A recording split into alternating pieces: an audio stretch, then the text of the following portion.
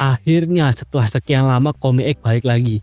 Tapi pas kita lihat jajaran pemainnya, lah kok gak ada Ernest, Panji, Kemal, kok muka-muka baru semua? Yes, judulnya aja udah Revolution, bukan part 4. Nih, Falcon Pictures tuh mutusin buat ngeriset total salah satu franchise film komedi terbesar di Indonesia. Kita suruh dia ngelawak, ya kan? Gue hitung sampai 10, kalau nggak lucu kita tembak. Gimana? Nah. Pertanyaannya, kenapa mereka merombak semuanya? Kenapa nggak ngelanjutin aja tuh agensi yang dilakukan sama Ernest, sama Panji, dan lain-lain? Ini strategi mereka mau bikin sejarah baru kah? Atau mereka malah blunder? Sebenarnya langkah mereka itu pinter atau malah bunuh diri. Tapi menurutku Komik Revolution ini adalah ibaratkan kertas putih gitu. Dan kenapa langkah ini merupakan langkah yang terbaik so far untuk sejauh ini? Oke, kita akan bedah di video ini. Oke nih, jujur-jujuran ya, kita inget-inget lagi di komik yang dulu. Apalagi pas sudah masuk Casino King. Ceritanya tuh udah gila banget. Dari yang awalnya cuma ngerampok bank, sederhana banget, tiba-tiba ngelompat jadi pulau rahasia.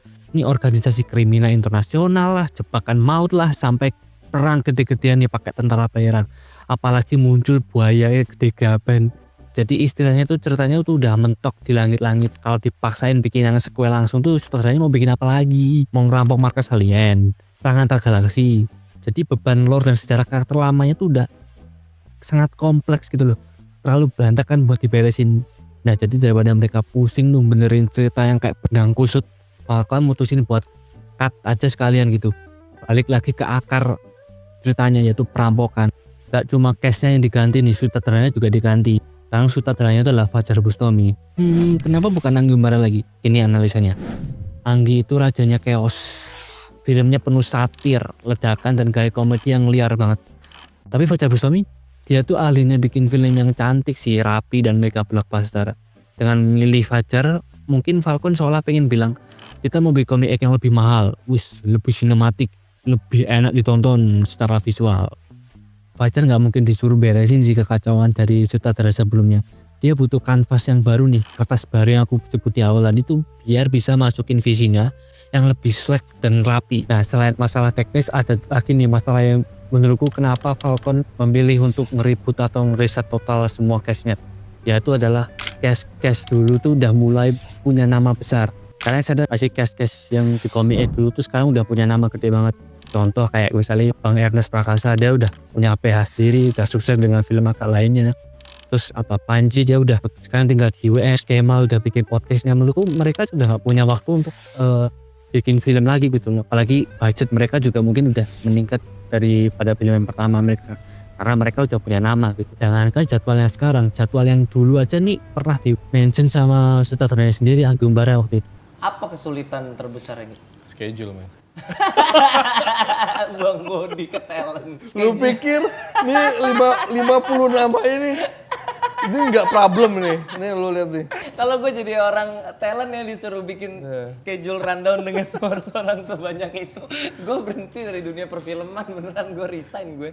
Nah, tahu kan kenapa menurutku dengan banyaknya case komik yang dulu kalau misalnya mau di reuni sekarang atau digabung lagi, menurutku agak susah karena jadwal mereka tidak akan pernah ketemu gitu. Terus kita nggak bisa tutup mata soal peran ikonik di film komik yang dulu adalah perannya almarhum Babe Capita yang sudah mendahului kita semua gitu. Menurutku film itu akan sedikit kosong karena peran Babe Capita tuh, almarhum Babe Capita sangat ikonik di film komik yang dulu. Kalau misalnya terlalu dipaksakan mungkin ada sedikit kekosongannya, dia kita butuh peran pengganti. Nah kalau misalnya yang peranin cuma satu doang, mending di recast aja semuanya gitu. Sekarang kita bedah langsung nih ke akarnya. Kenapa film sebesar ini bisa gagal total di pasar? Padahal kalau kita lihat PH-nya sih nggak main-main ya, kayak budgetnya besar. Bahkan nama Komik X itu udah besar banget gitu loh. Tapi kenapa pas tayang malah sepi? Pertama, mereka terlalu percaya diri. Masalah pertama itu ada di rasa percaya diri mereka nih yang terlalu berlebihan dari PH-nya. Mereka tuh kayak ngerasa asalkan judulnya Komik X, ya orang pasti nonton gitu. Mereka lupa kalau penonton zaman sekarang itu jauh lebih kritis. Kita nggak bisa tuh dikasih sampah tapi dibungkus kado yang mewah. Nah kalau isinya garing, ya udah selesai gitu. Nama besar tuh bukan jaminan tuh, justru menjadi beban. Kalau kualitasnya nggak bisa melampaui atau minimal setara sama yang lama, ya mending nggak usah dibawa-bawain lah nama besar itu. Yang kedua, kegagalan membentuk chemistry. Masalah kedua nih soal pemain sih. Mengganti semua pemain lama dengan pemain baru hasil audisi itu ternyata jadi bumerang loh. Komedi itu bukan soal seberapa jago orang itu ngelucu ya, tapi soal oper-operan chemistry. Di film ini komika barunya tuh kayak jalan sendiri-sendiri gitu loh. Gak ada ikatan, gak ada emosi, gak ada chemistry, gak ada rasa persahabatannya organik. Kita sebagai penonton kayak ngerasa asing aja gitu. Kita kayak dipaksa nonton sekelompok orang yang berusaha keras buat ngelucu, tapi malah jatuhnya cringe dan maksa. Yang ketiga, formula komedi yang udah kadaluarsa. Jujur, komedi slapstick, teriak-teriak dan situasi yang nggak masuk akal kayak itu sebenarnya masanya udah lewat. Standar komedi kita tuh sebenarnya udah naik kelas berkat film-film agak lain atau karya-karya komika yang lebih personal dan jujur.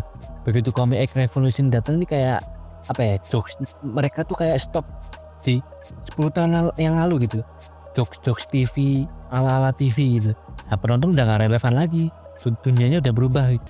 Yang keempat, skrip yang kehilangan fokus. Dan yang paling parah ya, naskahnya tuh kerasa lemah banget nih. Premis soal santet kabinet itu sebenarnya punya potensi buat jadi sate yang tajam, tapi di film ini kayak semuanya cuma jadi tempelan buat adegan aksi yang gak perlu banget. Ceritanya kayak gak punya emosi, akhirnya adegan aksinya hambar, komedinya garing, jadi gak heran kalau jumlah penontonnya jatuh gitu.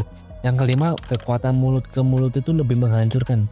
Zaman sekarang ya, iklan miliaran rupiah tuh kalah sama reviewers jujur di medsos. Pas hari pertama tayang, orang-orang bilang film ini garing. Ya udah, langsung menyebar tuh review garing tentang film ini di TikTok, di YouTube ataupun jenisnya. Film ini gagal bukan karena nggak ada modal sih, tapi karena ya kehilangan relevansi dengan apa yang diinginkan penonton sekarang gitu. Jadi kamu tim yang mana? Tim pemain lama terus kamu gak mau nonton, atau tim yang penasaran sama Comic Revolution ini? Tulis di kolom komentar. Terima kasih.